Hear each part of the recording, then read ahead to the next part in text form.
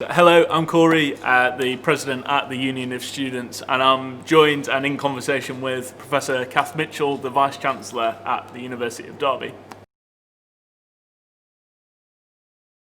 It's been uncertain and difficult times by any stretch of the imagination, and about how students and staff are coping with the coronavirus pandemic, but also looking forward to making sure students can travel safely, complete their degrees, that we give them the best support possible in these times, and that we look forward to January and making sure we welcome back those students and make sure that that experience and those transitions are really easy to go through. So we've been around campus for a long time now, and how do you think students are reacting to the guidelines and the guidance? So I am incredibly proud of the students at University of Derby. I think what you can see is that we have not had a significant outbreak in the university, and I think that's because students have followed the guidance really, really well. And we know that there might have been breaches, etc., but that's nationwide. But the element for me is that I think people have been very supportive of the guidance that we've given. I think they've followed the guidance and been very grown up about it. But I also think, we've also got a lot of commuter students, and I think the balance between our students who live in halls and the commuter students was a bit more complex than at some other institutions, but I think we've managed that incredibly well. I think the other piece I'd like to say around the student is that the city are really very, very positive about how students have been in our city, we've not had any, I suppose, untoward media, so that we've not had ourselves out with lots of chanting in the streets, etc., when we get into the different lockdowns. But I think the flip side of that is we do know that it's a stressful time. We do know that we set up a specialist hotline between the university, but really driven by the Union of Students. And we are seeing significant numbers of students needing to access support for both loneliness, for both some mental health issues, but just really to keep contact. And so again, collaborative working is really important. And I would like to get a message out to students is do not stop using that hotline. It's really important that we hear what you need and how to work with you. I could go on lots of the other issues, but I don't know if you want to just pull out some of them particularly, because there's lots of things we could talk about. The teaching model. I think there's a lot there, and I think what's clear is we're proud of the students and how they've, on the whole, acted with all the changing guidance, and it has been very complicated.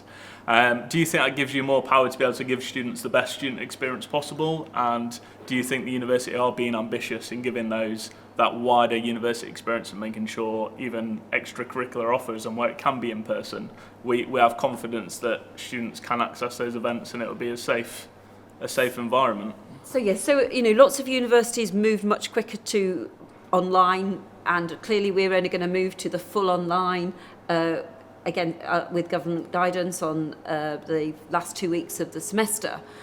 But I think that we've maintained those 3 hours.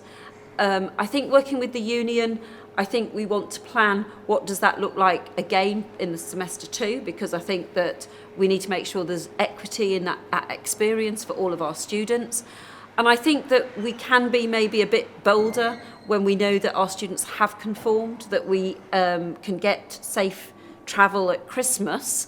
And if we can get safe return, then I would want to be looking at how can we extend that engagement, particularly on some of the extracurricular where we can again be safe. We've planned some really good trips that happened in this period and they worked. So again, I wouldn't want to be closing down. I'd want to be looking, actually, we've got to be safe, we've got to maintain what that academic model looks like, but let's not look sort of to close in, let's look to more opportunity where we can get face-to-face engagement.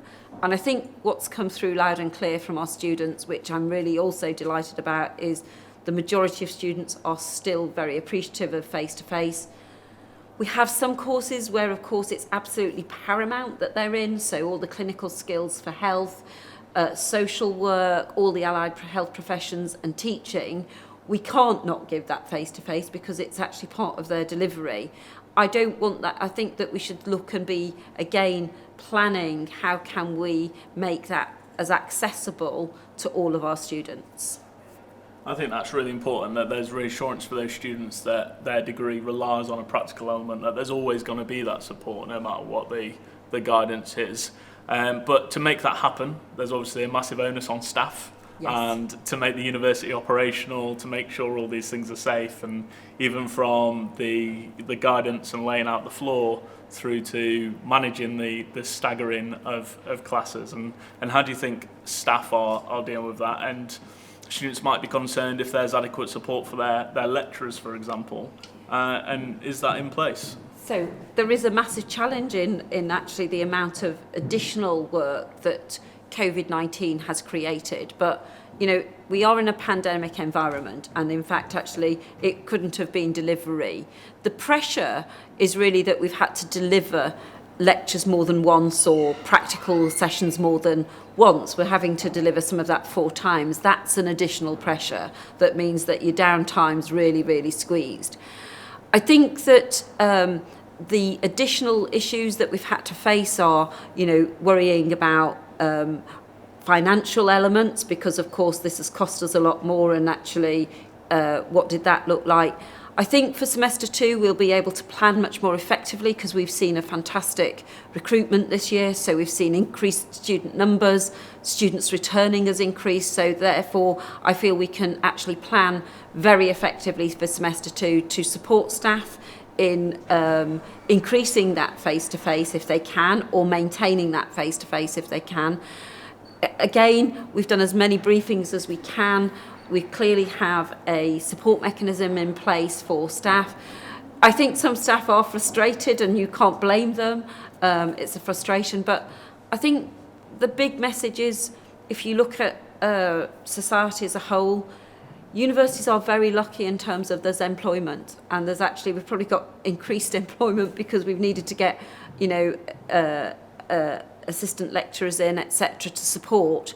Staff will feel that we've been squeezed a bit, but I think the fact that we've been able to deliver high quality education, we had a model that students were part of the focusing on, and also that in a sense in a city where we've seen larger industries reduce their staffing base, I think that, you know, we are really proud that we've been able to maintain all of our jobs during this period, and that's critical to me. And, you know, I'm looking forward for a much more positive second semester, in that, you know, we can probably budget more effectively now that we know where we stand. I think that pressure's slightly different, but similar to the student experience as well. We're in a pandemic environment where we have to be really smart and intuitive and ingenuitive with how we succeed in this environment. But I think that's really helpful to touch on where we've been, how we've come through, and what we're dealing with at the minute. But you touched on there looking forward and planning for next semester, and we're about to enter the travel window from the government that is mandated by the government, and they believe that asymptomatic testing is going to be key to the safety of students, family, friends, and that wider university community that we do want to help protect, and we do want to, you know, stop or help curb the spread of the virus. Obviously, students are going to be encouraged to get a test if they do want to travel. Is that a safe environment for students? Are you confident in that approach? And what advice would you give to students entering this time where it's a time for family and it's a time to rest and recover? So clearly government put out its initiatives very late in a sense, but actually, you know, we did decide to follow the advice, and we decided to put ourselves forward as a university to do that asymptomatic testing. And I think I need to be very clear here. We will have a site which will be asymptomatic, so in a way should be free of any symptoms. So the element that I think we're trying to, you know, get across is that we expect that students would want to get tested before they go home. based upon the fact that they want to arrive home so that they can enjoy Christmas with their families. And particularly for individuals where they might have vulnerable family, or they might want to go and do some visits to see family members that are vulnerable, I would be encouraging students to take the test. It isn't mandatory, but I think that in order for them to feel safe themselves, and that return where we've got a staggered return over a 2-week period again, we're asking students what's best for them, when do they want to travel, so that we can help them accommodate that travel. So the element for me around asymptomatic testing is that I would encourage students to take it for their own sort of, I think, comfort with their families. The issue I think we've got is the return from Christmas. And, you know, this was really undertaken, I think, the asymptomatic testing, because government saw changes when large numbers of students shifted from parts of the country. Clearly, we didn't see that dramatic change at Derby, but I think why wouldn't you take that opportunity and undertake that testing? What I want to assure our students is that we are using clinical staff in that environment. You know, government sent out lots of different directives, but we will be using high calibre, senior clinical staff so that it's a very safe environment. It will be the safest we can possibly deliver for them. Then the question is, on return, will we be doing asymptomatic testing? I have no idea, because we don't know what government's going to ask us to do. My view would be, again, why would we not? If we've got something set up, why wouldn't we do that to give students some sense of confidence in, you know, returning? And it doesn't stop, though, that we still have to be using all of the normal COVID measures, you know, so we do need to keep our distance, we need to wear our face masks, and we do need to, you know, be safe in the way that we all engage with each other. But the component for me is I want as many students to feel safe to return to campus. I want to have as much face-to-face teaching as we possibly can post-Christmas. And I think that if that's a safe way of getting confidence in students, that would be the best way to do it. Yeah. And we've worked really collaboratively and Massively really closely through this whole period. And I know how challenging it's been in some instances, and how fast moving it's been with it, and how late the guidance has sometimes come in. And I know we're not in a position to say what January will look like definitely, but I think over this period, while students might choose to rest and recover, and so they should, and take that Absolutely. Needed break, it's been a long period.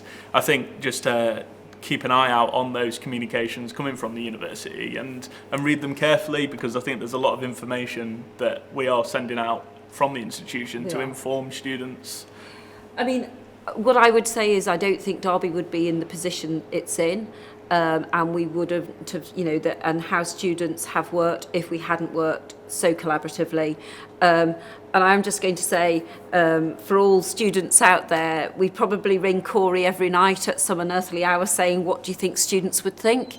And that has been really powerful in the decisions we've made, in how we've moved forward. The whole of the union has been fantastic. And I would also say to all students, please engage always with your union, because you have the most powerful voice in getting to me as the Vice-Chancellor, but also to the Governing Council of the institution, to make sure everything is heard loud and clear. And, you know, all students should be proud of how we've got to this point. But again, we understand the frustrations of not having exactly as you might have signed up to, but I think what we're trying to do is give everybody the biggest experience we can, and in the safest possible way. And so I couldn't have asked for better students and staff this semester, and I just hope that we can offer the best in the second semester, and we do move out of, and I suppose the asymptomatic testing might give government some confidence that semester 2 could be a bit more flexible in how we deliver the programme. So I think that's so helpful to sum up about what students have been through, what the current situation here is at the university, and actually where we're heading. And I think what we're hearing there is an absolute commitment to keep a blended model of learning as much as possible, to give students as much opportunity that is in person, is sociable, is extracurricular, and they can be real co-creators of their university experience, and through those student voice mechanisms that we have, and through our real close effective relationship between the union and the university. And I think, you know, it's so important through these times that, you know, if you are intending to travel, we do encourage that testing, and it's so important, like you said, to not forget the more basic measures of keeping your distance and wearing your face coverings out in those public spaces, and just for the student body to stay as safe as possible, as well as possible, and connected to the union and the university. So do you have any kind of final message for the students? So it's not going to be the same Christmas as you've always had, and I know how students usually celebrate Christmas, and I've clearly got, you know, children that went to university and still want to celebrate, and it's not going to be the same. But please enjoy your families. Please make sure that you are safe. But, you know, the most important thing is that we can get the R number down so we can enjoy semester 2. I do want to make a special, though, note for the students that will be staying on campus. And we do have a number of international students, and also people that home is the university. So that we are working again in partnership with the union. And again, please make sure you work with DSRL, or if you're in private accommodation, please make sure you contact the university or the union to make sure we know where you are and that we can support you during this period, because it won't be the same as a Christmas before. But please enjoy it as much as you can. Be safe, but please make sure you keep in touch with us so that we can support you during this period too. Kath, that's really helpful. Thank you so much for your time. Thank you. Thank you. And thank you everybody at Phantom.